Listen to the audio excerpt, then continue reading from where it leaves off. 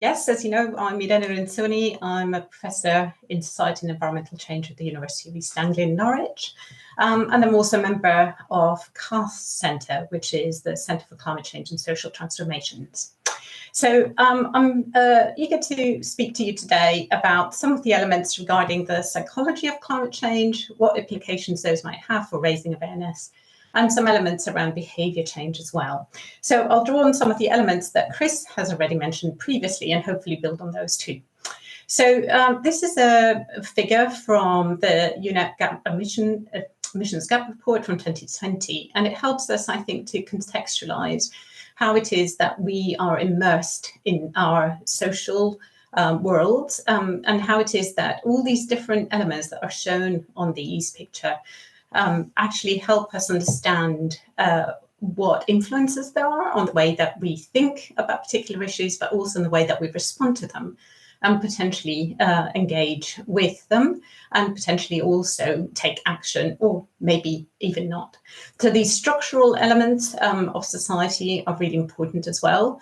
The types of contextual elements, including the social relations that we have, obviously are really fundamental, but also our internal views and personal characteristics really help us understand how it is that we might respond to particular elements that surround us. So in relation to climate change, a lot of work has been done around what affects people's opinions around climate change, what relates to their perceptions of risks and potentially behaviours as well in terms of action or inaction. And so, as Chris has indicated before, most of our views around climate change are really influenced a lot by our values. That is guiding principles of what's right and wrong, our beliefs as well, our worldviews in terms of how we see particular elements that identify and surround us, and also elements around identity, our own personal identities, but also those linked, for example, with particular places and our attachments to place. There's also quite a lot of evidence that indicates, as Chris has mentioned, that emotions are really important, but there's also contradictory evidence here. Sometimes feelings of guilt might encourage people to take action, but equally some of those might discourage people from doing anything as well. Really importantly are also concerns about moral elements. Most people like to do the right thing. So thinking about that and embedding those in the ways that we respond to particular issues is also really important. And as Chris has mentioned too, social norms. So effectively, what are others that we consider important elements in our life are doing, and how might those influence the way that we do things too? So it's action by others, but also social expectations and sometimes unwritten rules as well. Personal experience of events is really important. It has been shown that people who link particular extreme events, for example, to climate change, but be more inclined to take action around that. And of course, science around climate change is also moving on very quickly and enabling attribution of particular events to climate change as well. Really importantly, the efficacy of actions. So how much are they able to attain what they set out to do is really important.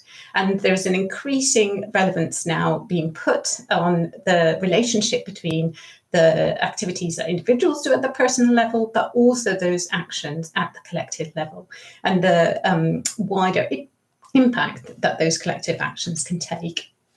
And really importantly as well, it has been shown that a lot of work around climate change indicates that people taking responsibility is a huge determinant of whether they feel that their actions are being effective, but also whom they trust in taking action and the leadership of those as well. So a study in 2019, for example, by Sanchez et al. Showed that people might trust certain organizations in terms of taking action around climate change, but they would seek out information, for example, from others.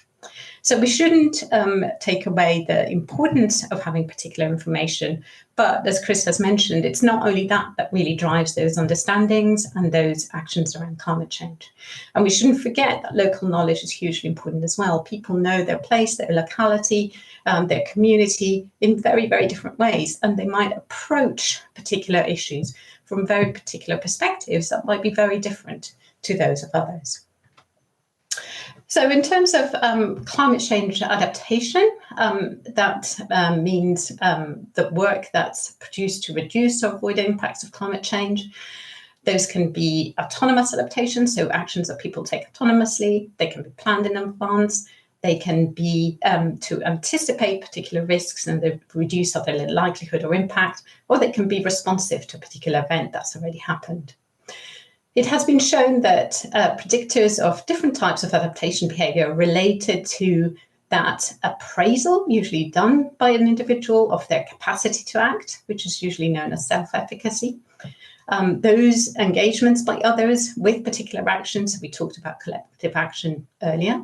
Sometimes the negative effects, so those feelings that might be unpleasant towards something, can encourage people to act.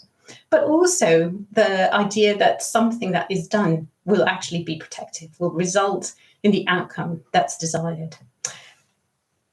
So really importantly, we are seeing here that there are some conceptual differences, if you like, between actions related to adaptation and mitigation and the science behind it.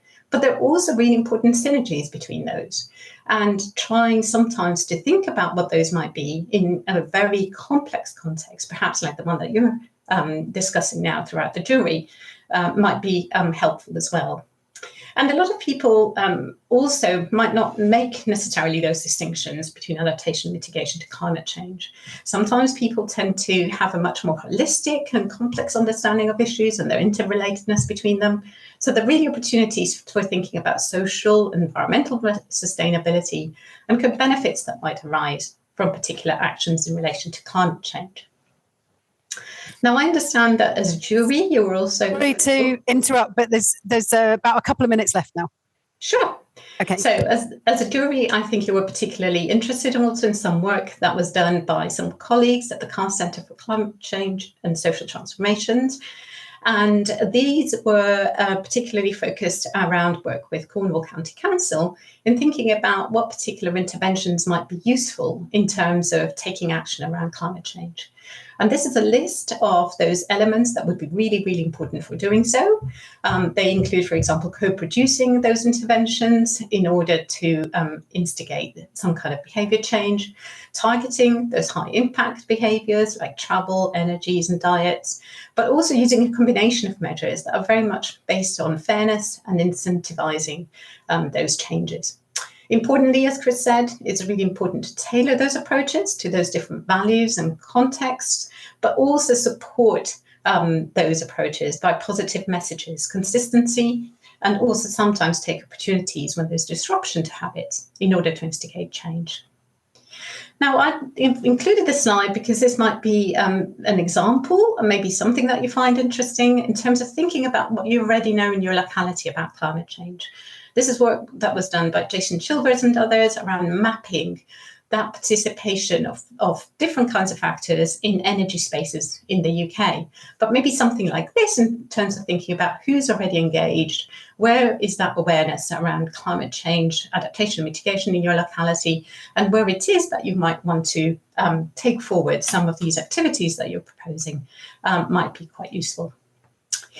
And then to conclude and to provide some reflections, obviously, there's a lot of work around climate change adaptation and mitigation. There's a lot of interest recently around what change actually signifies and what that means to people. Changes will present different complexities. People will respond to these in lots of different ways. Change might imply that there's loss of things that people hold dear. It might be difficult to express those. Some of these might be intangible. But also on different timescales and on different spatial scales, there might also be potentially some gains. So does this mean that we need to think about trade-offs? And how does this map in terms of thinking forwards about what you might wish to undertake in your particular community? There are lots of examples, for instance, around toolkits for adaptation. Somerset Wildlife Trust just released one at the beginning of this year, But also what's really, really important to think about is about strengthening those political capabilities of all of those that you want to involve in taking forwards these actions. Thinking about being inclusive, participatory, giving recognition to different voices and different perspectives, and thinking about how it is that you might strengthen those opportunities.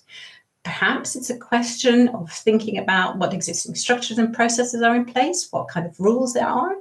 Are you thinking about challenging some of those in order to enable a meaningful change going forwards? Thinking about where are the opportunities for those change, maybe what kind of power structures are affecting those opportunities for change, and whether those need to be revisioned. And therefore, maybe those ideas might feed into your notions of building a shared vision of the future, how you might want to do these, and maybe through deliberative exercises in which you get together and discuss and enable those voices and those contestations to be heard, could be a useful way of thinking about this. So all the sources that I've put in my slides are here. Thank you very much for listening.